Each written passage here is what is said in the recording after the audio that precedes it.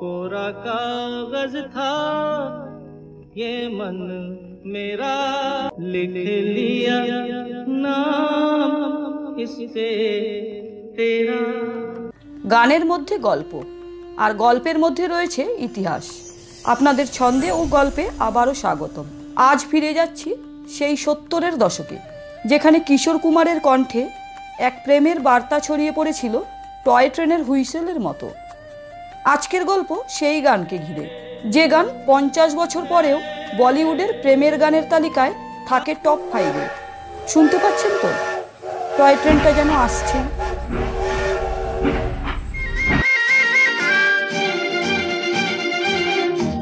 আজকের গল্প শুরু হচ্ছে 1969 সালে মুক্তিপ্রাপ্ত সুপারহিট ছবি আরাধনা দিয়ে। পরিচালনায় শক্তি সামন্ত।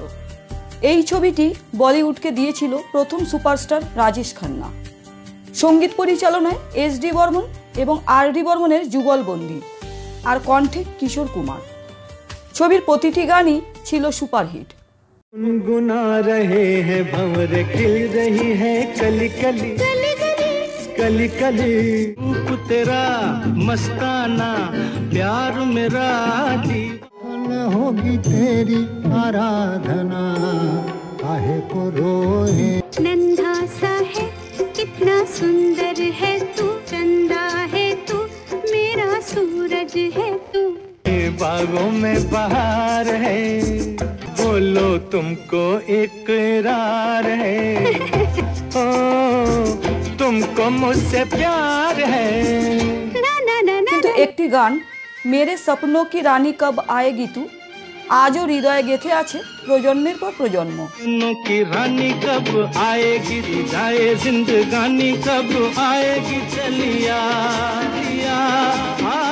এই গানের শুটিং ঘিরেই রয়েছে বেশ কিছু অজানা গল্প।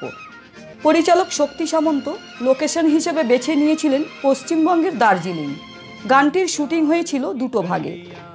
প্রথম ভাগে রাজেশ খান্না ও টয় ট্রেনের মধ্যে দার্জিলিংয়ের অপরূপ প্রাকৃতিক সৌন্দর্যের মাঝে, আর দ্বিতীয় ভাগে শর্মিলা ঠাকুরের এক্সপ্রেশন শ্যুট করা হয় মুম্বাইয়ের একটি স্টুডিওতে, একটি কৃত্রিম টয় ট্রেনের সেটে। কিন্তু কেন এমন ভাগ করে শুটিং? আসলে শুটিংয়ের দিন শর্মিলা ঠাকুর ছিলেন অন্য একটি ছবির কাজে ব্যস্ত। টয় ট্রেনের অনুমতি পাওয়া ছিল একদিনের জন্য, তাই সময় নষ্ট করা যেত না। পরিচালক তখন সিদ্ধান্ত নেন প্রথম অংশটি শুধুমাত্র রাজেশ খান্নাকে নিয়ে শ্যুট করার জন্য। অবাক করা বিষয় হলো, সম্পূর্ণ গানে রাজেশ খান্না ও শর্মিলা ঠাকুর কখনোই এক ফ্রেমে নেই। তবুও শর্মিলা ঠাকুরের এক্সপ্রেশন এত নিখুঁত ছিল, কেউ বুঝতেই পারেননি তারা একসঙ্গে ছিলেন না। আর জানেন কি, রাজেশ খান্না যে জিপে বসে গানটা গাইছিলেন সেটা ছিল তার নিজের গাড়ি। এই গান শুধু রাজেশ খান্না বা কিশোর কুমারকেই নয়, দার্জিলিংয়ের সৌন্দর্য ও টয় ট্রেনকেও করে তুলেছিল সারা ভারতের কাছে পরিচিত ও জনপ্রিয়। একটা গান, একাধিক গল্প। মেরে সপনো কি রানী শুধু প্রেমের বার্তা নয়, বলিউডের ইতিহাসে একটি মাইল ফলক।